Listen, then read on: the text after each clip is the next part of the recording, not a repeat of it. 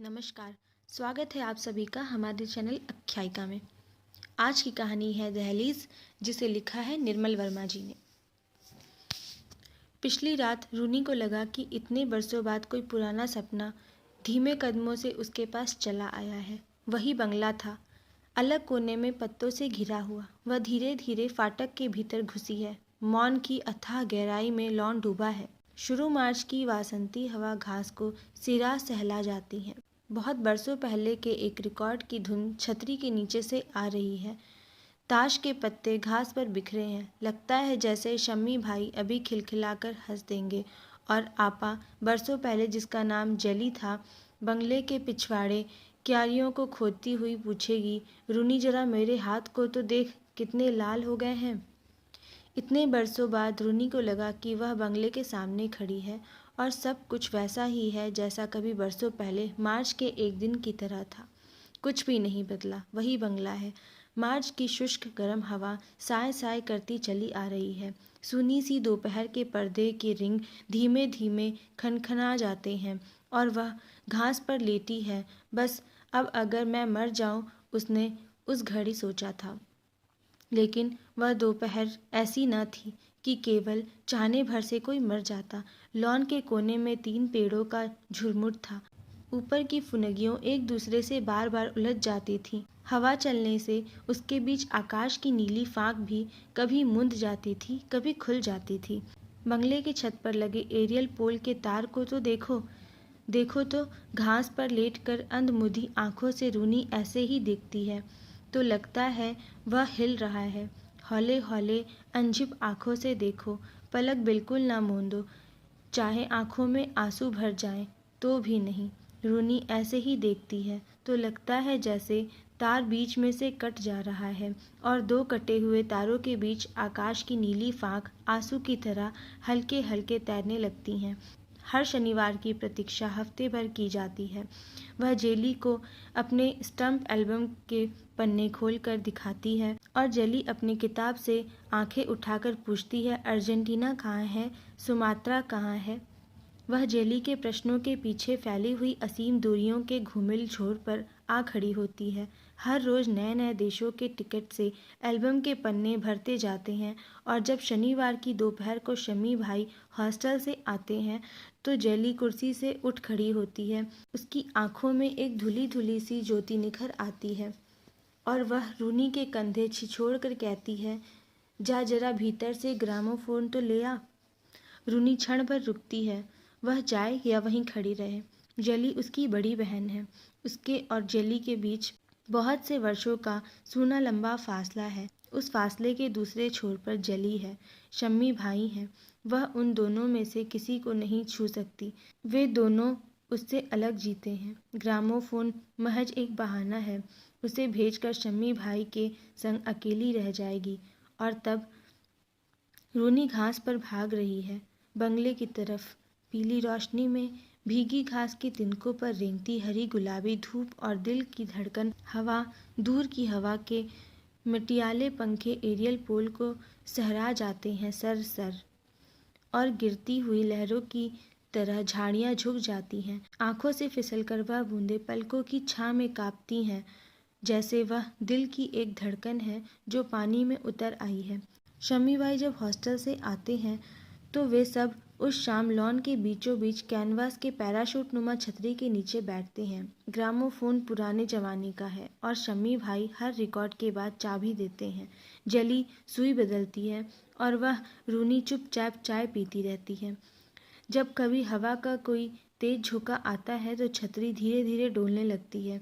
उसकी छाया चाय के बर्तनों, टिकोजी और जेली के सुनहरी बालों को हल्के हल्के बुराती हैं और रूनी को लगता है कि किसी दिन हवा का इतना ज़बरदस्त झोंका आएगा कि छतरी धड़ाम से नीचे गिर आएगी और वे तीनों उसके नीचे दब मरेंगे। शम्मी भाई जब अपने हॉस्टल की बातें बताते हैं तो वह और जेली विस्मय और कौतूहल से टुकुर टुकुर उसके चेहरे, उसके हिलते हुए ओठों को निहारती हैं। रिश्ते में शम्मी भाई चाहे उनके कोई न लगते हों, किंतु उनसे जान पहचान इतनी पुरानी है कि अपने पराये का अंतर कभी उनके बीच आया हो याद नहीं पड़ता।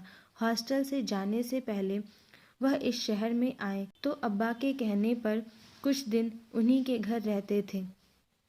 अब कभी वह शनिवार को उनके घर आते हैं तो अपने संग जली के लिए यूनिवर्सिटी के लाइब्रेरी से अंग्रेजी के उपन्यास और अपने मित्रों से मांग कर कुछ रिकॉर्ड लाना नहीं भूलते।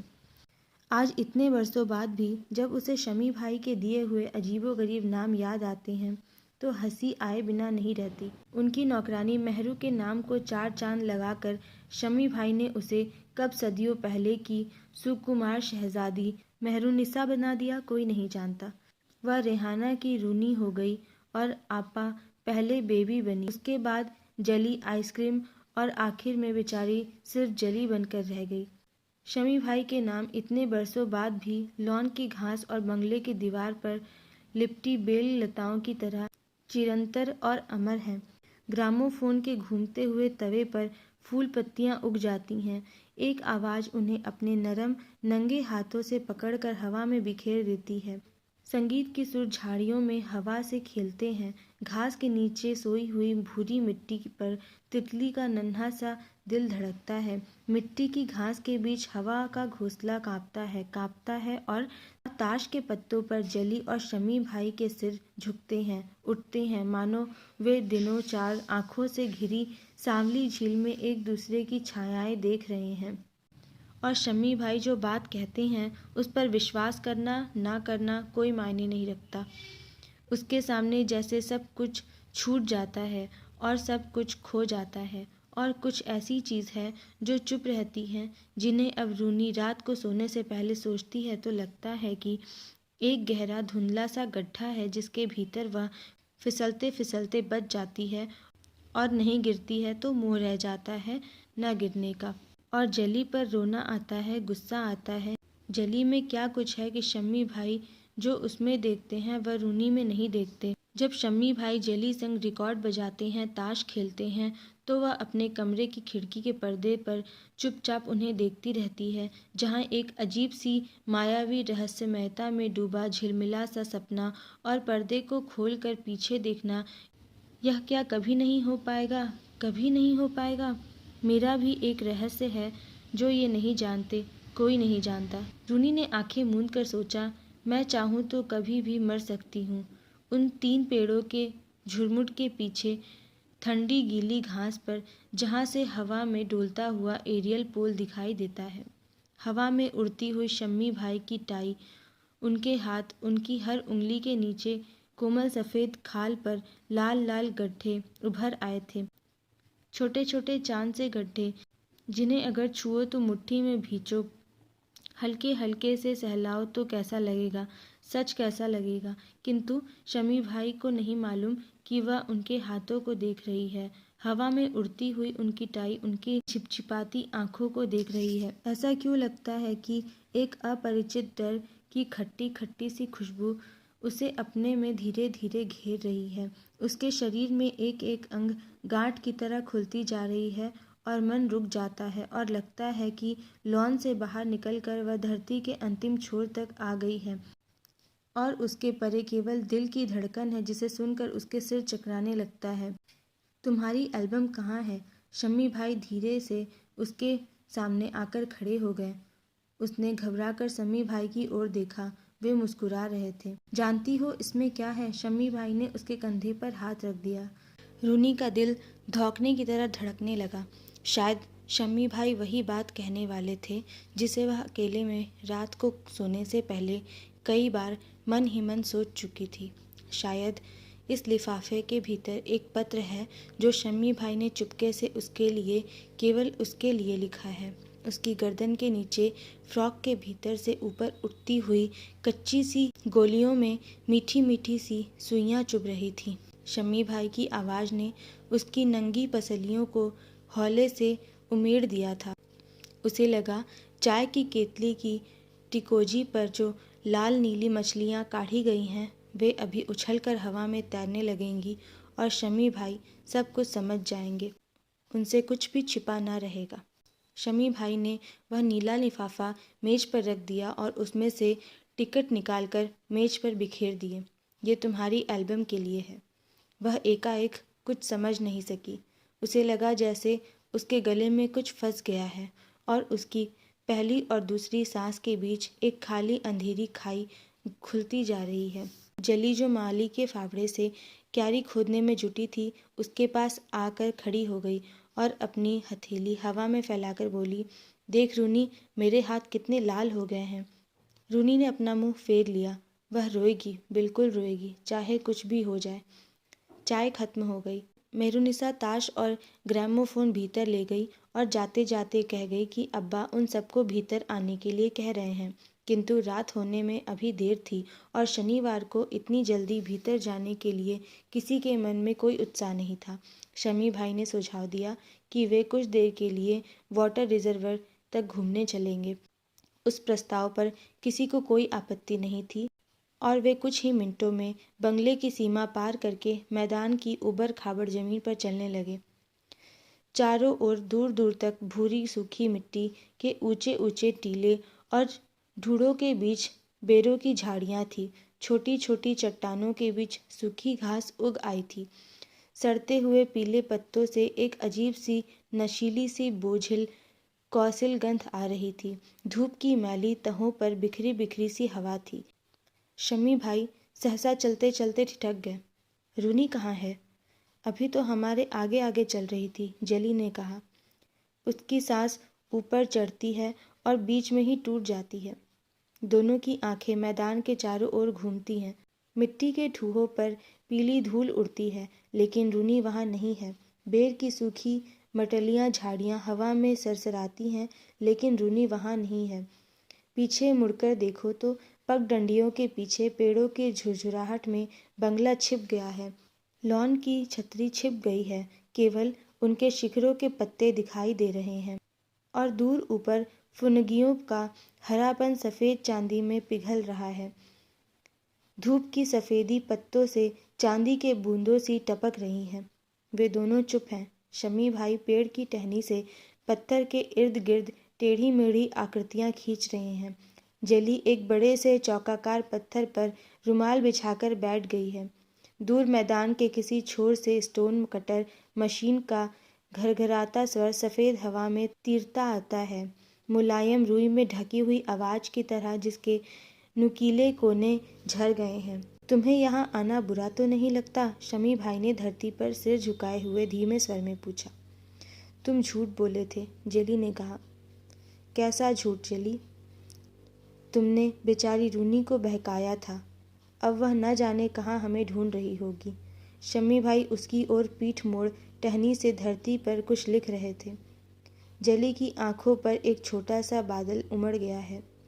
अब आज शाम कुछ नहीं होगा? क्या जिंदगी में कभी कुछ नहीं होगा? उसका दिल रबड़ के छल्ले की मानिंद खींचता जा रहा था। शमी, तुम यहाँ मेरे साथ क्यों आए? और वह बीच में ही रुक गई। उसकी पलकों पर रह रहकर एक नरम सी आहट होती है और वे मुंद जाती है। उंगलियां स्वयं चालित सी मुट्ठी में भिन जाती है, फिर अवश्य सी आप ही आप खुल जाती है। जली सुनो। शमी भाई जिस टहनी से जमीन को कुरेद रहे थे, वह टहनी काँप रही है। शमी भाई, इन दो शब्दों के बीच कितने पत्थर हैं, बरसों सदियों के पुराने खामोश पत्थर। कितनी उदास हवा है और मार्च की धूप जो इतने बरसों बाद इस शाम को उसके पास आई है और फिर कभी नहीं लौटेगी। शमी भाई, प्लीज़ प्लीज़, जो कुछ कहना है अभी कह डालो, इस क्षण कह डालो। क्या आज शाम कुछ नहीं होगा? क्या जिंदगी में कभी कुछ नहीं होगा? वे बंगले की तरफ चलने लगे। ऊबड़ खाबड़ धरती पर उनकी खामोश छायाएं ढलती हुई धूप में सिमटने लगी। ठहरो। बेड़ की झाड़ियों के पीछे छिपी हुई रूनी के होठ फड़क उठे। ठहरो एक क्षण। लाल भुरभुरे पत्तों की ओट में भूला हुआ सपना झांकता है। गुनगुनी सी सफ़ेद हवा, मिर्च की पीली धूप, बहुत दिन पहले सुने हुए, रिकॉर्ड की जानी पहचानी ट्यून जो चारों ओर फैली घास के तिनकों पर बिछ गई है, सब कुछ इन दो शब्दों के बीच थिर हो गया, जिन्हें शमी भाई ने टहनी से धूल कुरेदते हुए धरती पर लिख दिया था। जली लव। जली ने उन शब्दों को नहीं देखा। इतने बरसों बाद आज भी जली को नहीं मालूम कि उस शाम शमी भाई कांपती टहनी से जली के पैरों के पास क्या लिख दिया था। आज इतने लंबे अरसे बाद समय की धूल इन शब्दों पर जम गई है। शमी भाई, वह आज भी रूनी को लगता है कि मार्च की उस शाम की तरह वह बेर की झाड़ियों के पीछे छिपी खड़ी है। शमी भाई समझते थे कि वह वाटर रिजर्वर की ओर चली गई थी, किंतु वह सारे समय झाड़ियों के पीछे सांस रोककर निस्पंद आंखों से उन्हें देखती रहती थी। उस पत्थर को देखती रहती थी जिस पर कुछ देर तक शमी भाई और जली बैठे थे। आंसुओं के पीछे से सब कुछ धुंधला धुंधला सा हो जाता है। शमी भाई का कांपता हाथ, जली की अंधमुंधी सी आंखें, क्या वह उन दोनों की दुनिया में कभी प्रवेश नहीं कर पाएगी? कहीं सहमा सा जल है और उसकी छाया है। उसने अपने आंखों को देखा और आंखें मूंद ली। उस शाम की धूप परे एक हल्का सा दर्द है, आकाश की उस नीली टुकड़े की तरह जो आंसू के एक कतरे में ठरक आया था। उस शाम से परे बरसों की स्मृति का उत्थान पाखी किसी सुनी घड़ी की ठड़ी हुई उस धूल पर मंडराता रहेगा, जहाँ केवल इतना भर लिखा है, जेली लव। उस रात जब उसकी नौकरानी महरुनिसा छोटी बेबी के कमरे में आई तो स्तंभित सी खड़ी रह गई। उसने रूनी को पहले कभी ऐसा ना देखा था। छोटी बीबी आज अभी से सो गई। महरू ने बिस्तर के पास आकर कहा। रूनी चुपचाप आंखें मूंदी लेटी है। महरू और पास खिसक आई, धीरे से उसके माथे को सहलाया। छोटी बीबी, क्या बात है? और तब रूनी ने अपने पलकें उठा ली। छत की ओर एक लंबे क्षण तक देखती रही। उसके पीले चेहरे पर रेखा खिंचाई थी, मानो वह एक दहलीज हो जिसके पीछे बचपन सदा के लिए छूट गया हो। महरू, बत्ती बुझा दो, उसने संयत निर्विकार स्वर में कहा। देखती नहीं मैं मर गई हूँ। कहानी सुनने के लिए आप सभी का धन्यवाद। हमारी और भी कहानियों को सुनने के लिए आप हमारे चैनल को सब्सक्राइब करें और वीडियो को लाइक और शेयर करें। आपका बहुत बहुत धन्यवाद।